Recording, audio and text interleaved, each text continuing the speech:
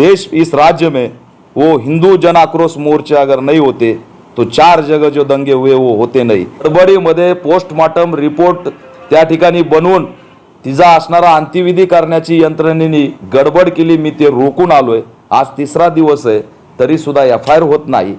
Kerala story हो, ये हो, वो हो, जो भी है, ये प्रदीप कुरलकर जैसे प्रकरण को दबाने की साजिश है। आज सबसे बड़ा इस देश का देशद्रोही कौन है तो वो प्रदीप कुरलकर है। इस दिवसाचा दौरा करून औरंगाबादला आलोय। अनेक घटना घडतायत। बुलढाण्याला घटना घडली, काल लातूरला घडली। लातूरची घटना तर एवढी भयानक आहे। 3000, 2000, 1500 करोड रुपये निधी लॅप्स केला जातो। आजही आम्ही गेलोत की अॅट्रॉसिटी ॲक्टच्या पीडितांचा निधी द्या तर निधी नाही म्हणतात, घरकुलांचा निधी द्या तर निधी नाही म्हणतात। धर्तीवरती सामाजिक न्याय विभागाचा निधी जर इतरत्र वळवला तर त्या अधिकाऱ्याला सुद्धा ठोकून काढल्याशिवाय आम्ही राहणार नाहीत, हा इशारा सुद्धा। औरंगाबाद की जो कंपनी है वहाँ पर सबसे ज़्यादा अगर गेट पे जाके निराश हो के घर पे कोई जाता है तो वो हिंदू है। सुसाइड कर रहा है यहाँ का युवा। हिंदुत्व बोल के अगर आप एजेंडा चला रहे तो रोजगार भी नहीं दे रहे हो। ऑल इंडिया पॅन्थर सेना ग्रामीण भागातील आणि औरंगाबाद शहरातील आलेल्या सर्व पदाधिकारी आणि पत्रकारांचे या ठिकाणी मी स्वागत करतो। आज समाजाचे अनेक मुद्दे, अनेक मागण्या, अनेक विषयावरती ऑल इंडिया पॅन्थर सेनेचे राष्ट्रीय अध्यक्ष दीपक भाऊ केदार यांच्या प्रमुख उपस्थितीमध्ये आज पत्रकार परिषद आयोजित केलेली होती। त्याच माध्यमातून आलेल्या सगळ्या पत्रकार बांधवांना मी त्यांचे मनपूर्वक त्यांचे आभार व्यक्त करतो। देशाचं संविधान महामानव डॉक्टर बाबासाहेब आंबेडकरांनी लिहिलंय आणि आज हे समजतंय की 28 मेला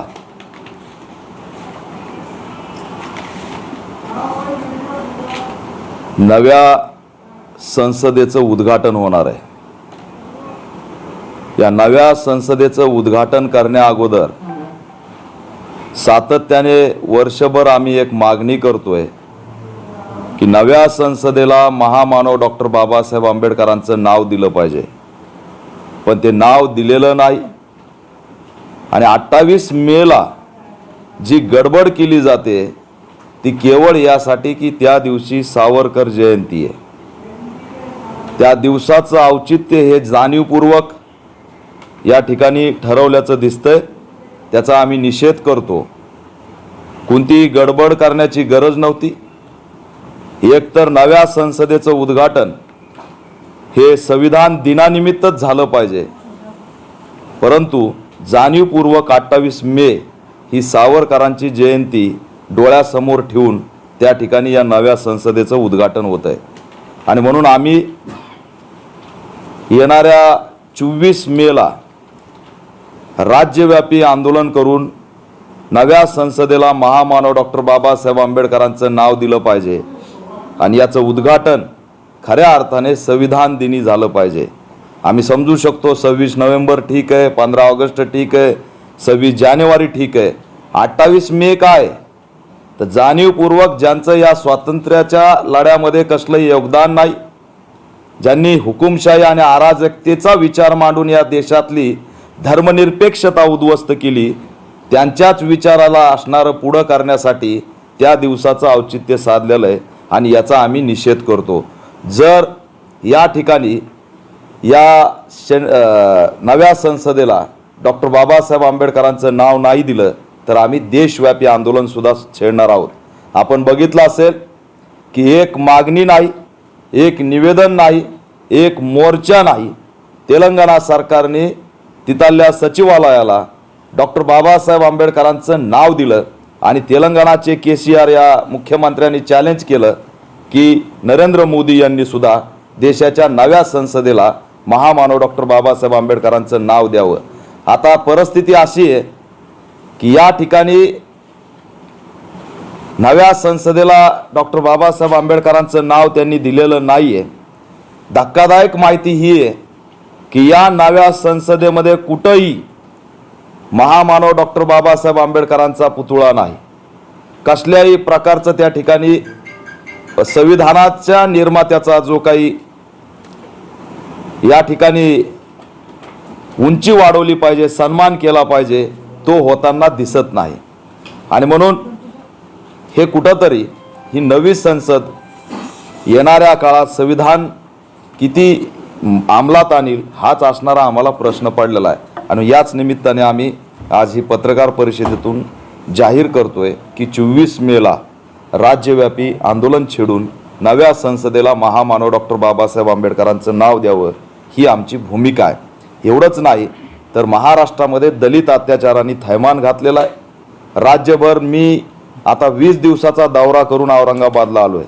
अनेक घटना घडत आहेत. बुलढाण्याला घटना घडली, काल लातूरला घडली. लातूरची घटना तर एवढी भयानक आहे की उपमुख्यमंत्री, आरोग्यमंत्री, मुख्यमंत्री यांनी आम्हाला अनुलेखाने मारायचं ठरवलं की काय, की आमच्या अत्याचाराकडे या ठिकाणी लक्षच द्यायचं नाही, दुर्लक्षित करून आम्हाला आमचं अस्तित्व मिटवायचं की काय असा प्रश्न या ठिकाणी पडलेला आहे.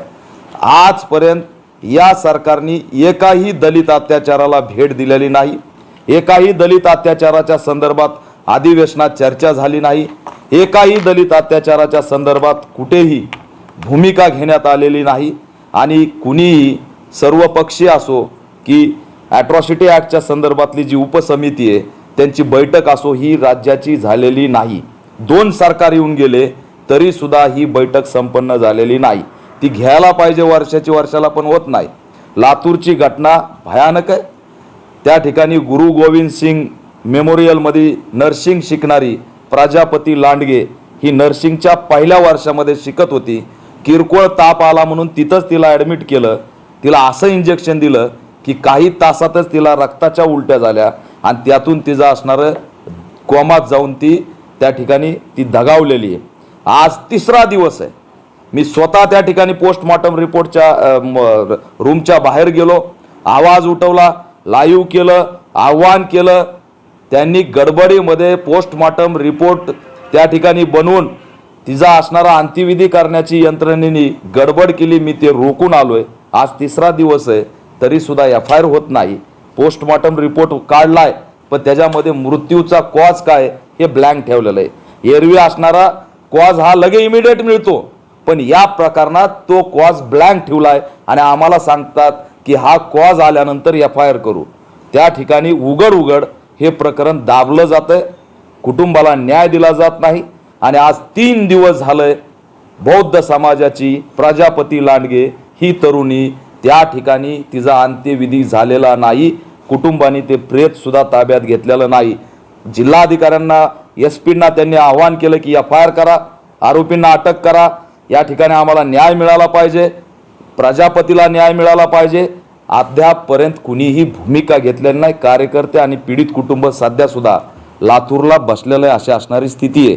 औरंगाबादला सुद्धा दलित अत्याचाराने थैमान घातलेला आहे. भेंडाळ्याचं प्रकरण आहे, त्या ठिकाणी तरुणांवरती हल्ले होत आहेत. काही कर्मठ संघटना या ठिकाणी ॲग्रेसिव्ह झालेल्या आहेत आणि त्या असणाऱ्या दंगलीच्या अनुषंगाने कधी दलित हिंदूंच्या दंगली व्हावेत, कधी मुस्लिम हिंदूंच्या दंगली व्हावेत यासाठी एक कर्मठ संघटनाचा गट सक्रिय झालेला आहे आणि तो हळूहळू खदखद निर्माण करतो अशी असणारी स्थिती आहे. की या फुलंब्रीच्या खामगावचं काय नाव, गोरखनाथ खामगाव जे आहे त्या ठिकाणी सुद्धा दलित वस्तीला स्वातंत्र्य महामानव डॉक्टर बाबासाहेब आंबेडकरांचं नाव देण्याची केवळ पाटी लावायची, कमान लावायची, त्याला विरोध केला जातोय अशी असणारी स्थिती आहे. उपोषण केलंय, काहीच होत नाही. ते सुद्धा मला भेटायला आलेले आहेत. अनेक प्रकरणं असे आहेत की राज्यामध्ये थैमान घातलेलं आहे. जालन्याच्या शिवलीमध्ये सुद्धा नवरदेवाची मिरवणूक आजही 75 वर्षाच्या स्वातंत्र्याच्या काळानंतर परवा दिवशी रोखण्यात आली. का तर त्या DJ वरती डॉक्टर बाबासाहेब आंबेडकरांचं गाणं वाजतंय. हे दुर्दैव आहे. महाराष्ट्रामध्ये ही गंभीर स्थिती होत चालली आणि दलित अत्याचाराला या ठिकाणी कुणीही थारा देत नाही अशी असणारी स्थिती आहे. आणि म्हणून आज दलित अत्याचाराच्या संदर्भात आमच्या स्वतंत्र बजेट कायदा जो की सामाजिक न्याय विभाग 16,494 करोड रुपये यावर्षी देवेंद्र फडणवीस यांनी जाहीर केलेत. त्यात दलित वस्ती सुधार योजना आहे, घरकुल आहे, 350 योजना आहेत. पण वास्तव हे आहे की दरवर्षी मार्चमध्ये 3,000, 2,000, 1,500 करोड रुपये निधी लॅप्स केला जातो. आजही आम्ही गेलोत की ॲट्रॉसिटी ॲक्टच्या पीडितांचा निधी द्या. तर निधी नाही म्हणतात, घरकुलांचा निधी द्या तर निधी नाही म्हणतात, पाऊस पडतोय हप्ते दिले जात नाहीत, राज्यभर अस्वस्थता आहे आणि एकीकडे मात्र सांगायचं की 16,494 करोड रुपये आम्ही दिलेत. या ठिकाणी इंदू मिलचं स्मारक होत नाही. तेलंगणाला 125 फुटाचा पुतळा, जगातील सर्वात मोठा पुतळा उभा केला. त्या ठिकाणी 10 लाख रुपये पदवीधर झालेल्या त्या तरुणांना व्यवसायासाठी दिले आणि या ठिकाणी आम्हाला जाणीवपूर्वक निधी नाही या नावाखाली आर्थिक गुलामगिरी आणली जाते. याचा सुद्धा आम्ही धिक्कार करतोय आणि कुठंतरी आमचा हा निधी एकही रुपया खर्च झाला नाही पाहिजे, या ठिकाणी वळवला गेला नाही पाहिजे, या ठिकाणी लॅप्स झाला नाही पाहिजे, याचं आम्ही कार्यकर्त्यांनी बैठक घेऊन ठरवलंय. आणि पॅन्थर स्टाईल ज्या पद्धतीने आम्ही दलित अत्याचाराच्या विरोधात लढतो त्याच धर्तीवरती जर या सामाजिक न्याय विभागातल्या निधीमधला एकही रुपया इतरत्र वळवला किंवा या ठिकाणी तो या दुसऱ्या विभागात वळवून वापरला, प्रस्थापितांनी स्कॉर्पिओ बोलेरो गाड्या या ठिकाणी घेऊन फिरल्या, तर याद राखा या प्रेसच्या माध्यमातून इशारा देतोय की ज्या पद्धतीने दलित अत्याचाराच्या विरोधात आक्रमकपणे लढलोत त्याच धर्तीवरती सामाजिक न्याय विभागाचा निधी जर इतरत्र वळवला तर त्या अधिकाऱ्याला सुद्धा ठोकून काढल्याशिवाय आम्ही राहणार नाहीत. हा इशारा सुद्धा या प्रेसच्या माध्यमातून देतोय आणि मैदानात सुद्धा आम्ही या ठिकाणी आंदोलन उभा करणार आहेत. तेलंगणा, कर्नाटक, हरियाणा, पंजाब, जवळपास 5 राज्यांनी, तमिळनाडू स्वतंत्र बजेटचा कायदा आणलाय की सामाजिक न्याय विभागाचा एकही रुपया इतरत्र वळाला नाही पाहिजे, तो पूर्ण खर्च झाला पाहिजे. त्यासाठी स्वतंत्र बजेटचा कायदा त्या ठिकाणी आणलाय. तो कायदा महाराष्ट्रात सुद्धा लागू झाला पाहिजे आणि आम्हाला जे काही आर्थिक गुलाम केलं जातंय त्यातून आम्हाला मुक्त करून सामाजिक, आर्थिक आणि शैक्षणिक स्वातंत्र्य दिलं पाहिजे. यासाठी सुद्धा आम्ही राज्यव्यापी लढा घोषित करत आहोत. येणाऱ्या 24ला नव्या संसदेला डॉक्टर बाबासाहेब आंबेडकरांचं नाव दिलं पाहिजे आणि सावरकरांचं योगदान काहीच नाही. त्याच्यामुळे त्यांच्या जन्मतिथीचं या ठिकाणी औचित्य साधून जर नव्या संसदेचं उद्घाटन होत असेल तर त्याचा आम्ही निषेध करतो. सर, जैसा अभी आपने कहा है कि 28 मई को जो है तो जैसा सावर सर का नाम दिया है आपने, कि आपको लगता है सर कि जैसा कुछ हिंदू राष्ट्र जो संगठन है वो खुला कह रहे हैं, मैं बहुत खुल के कह रहा हूँ, 24 के अंदर ये राष्ट्र हिंदू राष्ट्र होने वाला है, क्या आपको लगता है कि संविधान को खत्म किया जा रहा है इस बहाने से कि इशारा दिया जा रहा है कि आप कल गलतफहमी निकालो, हिंदू राष्ट्र होने जा रहा है? आपको लगता है सर कि इसके बहाने काम होने जा रहा है? हम संगठन बढ़ा रहे और खुलेआम जो इस राज्य में हैदराबाद का एक खासदार है और कुछ 2-4 लोग हैं जिनके ऊपर एक एलिगेशन लगाया है हेट स्पीच, और हेट स्पीच जो धर्म संसद यहाँ पर खड़ा करके उस धर्म संसद में उन्होंने ऐलान किया कि ये हिंदू राष्ट्र बनाएंगे, हमारा नारा हिंदू राष्ट्र है, तभी हम उनके खिलाफ मैदान में उतरे हैं कि ये हिंदू राष्ट्र नहीं, ये संविधान राष्ट्र है, धर्मनिरपेक्ष राष्ट्र है, मानवता इंसानियत का राष्ट्र है और उसको जिंदा रखने के लिए ही हम पैंथर की मूवमेंट चला रहे. ये कितना भी कहेंगे 2024 में हम हिंदू राष्ट्र करेंगे, हम होने देंगे नहीं. उसके लिए हमें फिर से कोई बड़ी लड़ाई रास्ते पे लड़नी पड़ी तो भी चलेगी, पर इस देश का भारतीय और एक नागरिक भारत ये आइडेंटिटी हम खत्म होने नहीं देंगे. इनकी हर एक कोशिश है, इस सरकार की कोशिश है कि हिंदू राष्ट्र बनाना है, इसीलिए 28 मई को क्या है उसी दिशा में जा रहे. अगर इस राज्य में वो हिंदू जन आक्रोश मोर्चे अगर नहीं होते तो 4 जगह जो दंगे हुए वो होते नहीं. क्यों जब वो मोर्चे किए, उस मोर्चे के बाद ही इस राज्य का एक वातावरण खराब हो चुका है और उसको सब गवर्नमेंट जवाबदार है. उन्होंने ऐसे मोर्चे होने नहीं देने चाहिए थे. जिनके ऊपर हेट स्पीच के आरोप है उनको राज्य में आने नहीं देना चाहिए था, पर वो आए, मोर्चे किए, भड़काऊ भाषण किए और इस राज्य का जो वातावरण है वो खराब कर दिया. इस ऐसी स्थिति है किसी भी हालत में. हमने देखा तो हेगड़े बोल के जो उनका खासदार है कर्नाटक का, उसने भी संविधान बदलने के लिए हम यहाँ आए ये जाहिर किया था. उसके खिलाफ कभी भी यहाँ के प्रधानमंत्री ने मन की बात में निषेध भी नहीं किया. तो इनका एक मुझे सॉफ्ट और हार्ड जो एजेंडा है वो हिंदू राष्ट्र का एजेंडा है, लेकिन हम संविधान राष्ट्र पे अड़े रहेंगे और उसके लिए एक फिर से एक आज़ादी की लढाई लढेंगे. सर, आज देश के 28 तारखेला नवीन लोकसभेचं लोकार्पण होत आहे, तुमचा जो निषेध आहे त्याचं स्वरूप काय असणार आहे?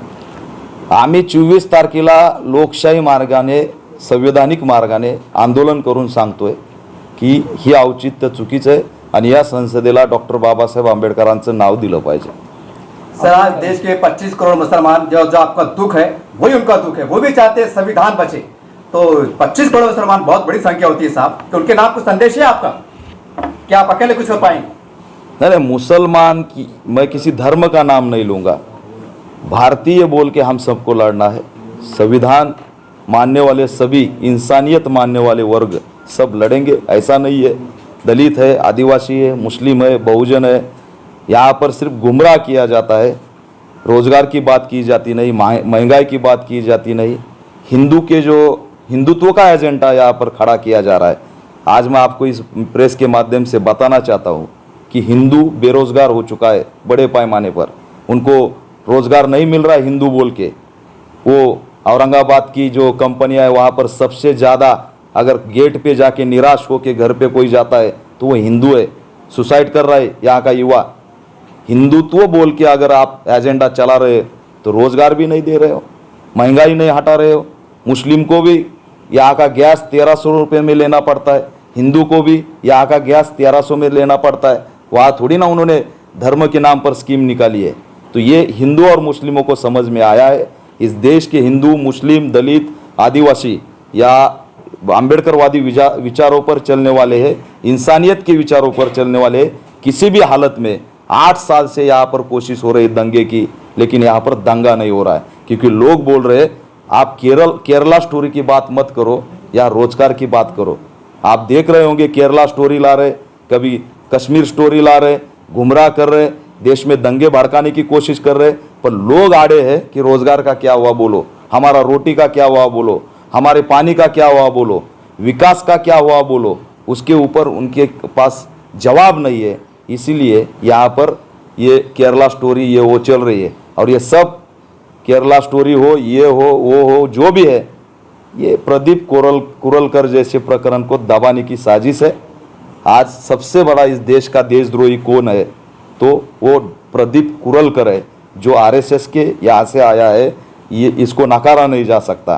तो यहाँ पर जो युवाओं ने आज चर्चा करनी चाहिए वो प्रदीप कुरलकर के विषय में चर्चा करनी चाहिए. किसी भी हालत में ये केरला स्टोरी लाएंगे, गुमराह करेंगे, हम गुमराह नहीं होंगे. ये केरला स्टोरी बोलेंगे, हम प्रदीप कुरलकर बोलेंगे. सर एक बार आपसे सहित सवाल, सर्वांनी ईव्हीएम ला विरोध केला होता. कर्नाटकात आज काँग्रेसचं सरकार आलं, ईव्हीएम बाबतीत कोणीच काही बोलत नाही. याबाबत तुम्ही काय सांगाल? सोशल मीडियात जी चर्चा चालू आहे ती अशी आहे की कर्नाटक हे जाणीवपूर्वक एक लॉलीपॉप म्हणून देण्यात आलेलं आहे. ईव्हीएम येणाऱ्या काळात हॅकिंग होणार आहे लोकसभेला आणि येणाऱ्या 2024ला किंवा सगळ्याच विधानसभेमध्ये. त्या अगोदर ईव्हीएमच्या विरोधातला जो राग आहे तो कमी व्हावा म्हणून कर्नाटक एक लॉलीपॉप आहे अशी असणारी स्थिती आहे. ही चर्चा सोशल मीडियावरती मोठ्या प्रमाणात आहे.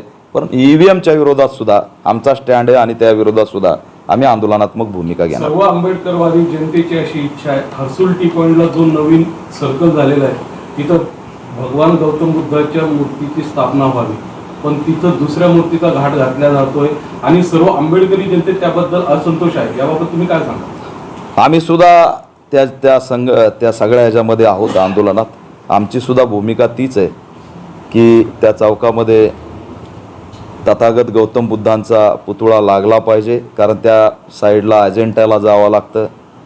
पर्यटनाच्या माध्यमातून विदेशातून जे बौद्ध राष्ट्रातून पर्यटक येतात त्यांच्यासाठी एक चांगला संदेश जाईल. आणि तीच मूर्ती जर बसवली तर मोठ्या प्रमाणात या शहराचं नाव जागतिक पातळीवरती गाजल्याशिवाय राहणार नाही. म्हणून आम्ही सुद्धा त्या भूमिकेच्या बाजूने आहोत. आंबेडकरी जनतेतले आंबेडकरी चळवळीतले एक मोठं नाव माजी नगरसेवक यांनी तिथल्या त्या मूर्तीला विरोध केला. नाही, मी त्याबद्दल माहिती घेतो, मला माहीत नाही, मी बघतो. आपलं जे आपण ज्या आंदोलन संदर्भात आपण आता बोलला की आपण आंदोलन उभं करणार आहात, तर आंदोलन राज्यव्यापी असेल का कसं? राज्यव्यापी आंदोलन असेल. एकाच दिवसामध्ये सर्व तहसील तालुक्याचे कार्यकर्ते तहसीलवर करतील, जिल्ह्याचे जिल्हाधिकारी कार्यालयावरती करतील. सर्व स्तरावरती हे आंदोलन होईल. निवेदनं जातील, निदर्शनं होतील, मोर्चे निघतील. सर एक मेरा आखिरी सवाल है, आप लगातार अपने बैठ के अंदर लगातार औरंगाबाद का शब्द का उपयोग कर रहे हैं, ठीक कानूनी सब तो सही है, लेकिन आपको पता होना चाहिए कि आज औरंगाबाद जिले के अंदर संभाजी नगर छत्रपति संभाजी महाराज उनके नाम पर बड़ा विवाद चल रहा है। आपकी पार्टी की भूमिका क्या है, औरंगाबाद या छत्रपति संभाजी नगर? ये सब विषय हो चुका है, अब नए सिरे से शुरू मत करो, हो चुका है। इसके बारे में हमारी भूमिका भी आ चुकी है। विचारा आपण आंबेडकरी जनतेवर आणि सर्वसाधारण जनतेवर अन्याय होतो त्या ठिकाणी पोहोचता, सातत्याने प्रश्न मांडता, त्यांना न्याय द्यायची भूमिका घेता, अक्षरशः पूर्ण महाराष्ट्र आपण पिंजून काढलेलं आहे.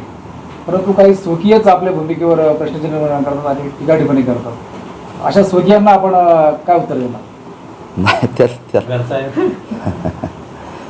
एवढं आहे की चळवळीमध्ये आलेख मोजण्याची काही मशीन नसते. जास्त टीका झाली की समजायचं आपण चांगल्या रस्त्याने चाललेलो आहे. त्याच्यामुळं हे आलेख जो आहे तो आमचा ग्रोथच्या दिशेने आहे, त्याच्यामुळे टीका होणारच आहे. आणि एक ऊसतोड कामगाराचा पोरगा महाराष्ट्रामध्ये सर्वात मोठं तरुणांचं संघटन उभा करतो, पॅन्थर पुन्हा जिवंत करतो, हे बऱ्याच जणाला पचत नाही. त्यांना प्रस्थापितांची चळवळ हवी असते. आम्ही ऊसतोड कामगारांची लेकरं आहेत, ग्रामीण भागातून आलो, संघर्ष केला, आंदोलनातून चळवळ उभा केली, चळवळीमध्ये जसं जमल तसं करत आलो. त्याच्यामुळं एखाद्या दोन चुका होऊही शकतात, ते ग्राह्य धरल्या पाहिजेत. काही लोकांनी या ठिकाणी एखादी चूक घडली की त्याला असणारा बाऊ बनवायचा, पण ते लोक काय करतात तर ते घरात बसलेले असतात, सगळ्या सुखसुविधा उपभोगत असतात आणि फक्त बसून मोबाईलमध्ये टीका करणारं एक मॅटर टाकत असतात. त्याच्यामुळं त्यांनी काही परिणाम होत नाही. गावकुसातल्या आमच्या लोकांना माहीत आहे की काही झालं तरी दीपक केदारचं आमच्यासाठी धावून येणार आहे, आणि ते धावून जाणं कितीही टीका झाली तरी मी सोडणार नाही हे जाहीर केलं आहे. ते करत असताना मरण आलं तरी चालन. चळवळ ही बलिदानासाठी आहे, परिवर्तनासाठी आहे, सामाजिक स्वातंत्र्यासाठी आहे. येणाऱ्या दिवसात सगळ्या निवडणुका जाहीर होणार आहेत. आपला पक्ष युतीबरोबर जाणार का महाविकास आघाडीबरोबर जाणार? स्वतंत्र लढवणार? स्वतंत्र. आणखी तसा आम्ही काय तसे डोळे मारणं सुरू आहे मला सगळ्यांचंच, कारण दिसायला मी जरा नवी नवरी आहे ना. तर सगळे डोळे मारतात सध्या, पण ते डोळे मारणारे मला बी बघावं लागतील बरे दिसतात का. तर त्याच्यामुळं आमची आणखी काही भूमिका नाही आहे. येणाऱ्या काळात आम्ही संविधानवादी जे असतील, ज्यांचा ॲजेंडा संविधान वाचलं पाहिजे, धर्मनिरपेक्ष भारत टिकला पाहिजे आणि हुकुमशाहीचं जे राज्य येतं आहे ते थांबवलं पाहिजे, त्यांच्यासोबत सगळ्यांसोबत आम्ही असू. काही ठिकाणी वेगळी भूमिका असेल, काही ठिकाणी सोबत जाण्याची भूमिका असेल, तर ती आम्ही जाहीर करू येणार आहे. तिसरी आघाडी उदयास आलेली आहे, तिसरी आघाडी उदयास आली, त्याबाबत आपण आपल्यापर्यंत काय नाव त्या आघाडीचं? तिसरी आघाडी. तिथं नावच तिसरी आघाडी. आता ते याच्यापासून सुरुवात आहे. त्याच्यात सर्व सामाजिक संघटना आणि जे पक्ष कोणाला माहित नाही अशा पक्षांची ती युती आहे. 21 संघटना आहेत, त्यांच्याबरोबर आपण जाणार का? BRS पण तुम्हाला डोळे मारतोय, BRS नवीन आहे, BRS देख नाही, तुम्हाला सुटू शकतो. हा त्यांचं आहे, ठीक आहे, बघू ना, बसून बघू, डेटला तर जाऊ दे आधी. डोळ्या मारणारे मध्ये वंचितचे पण आहेत, वंचित पण डोळा मारला घेत नाही, तसं काय नाही, जाऊ द्या, विषय वेगळे आहेत आजचे, त्याबद्दल परत बोलू. हा, परत काही बोललो तर हे सामाजिक आंदोलन पण थांबून जाईल. बरोबर.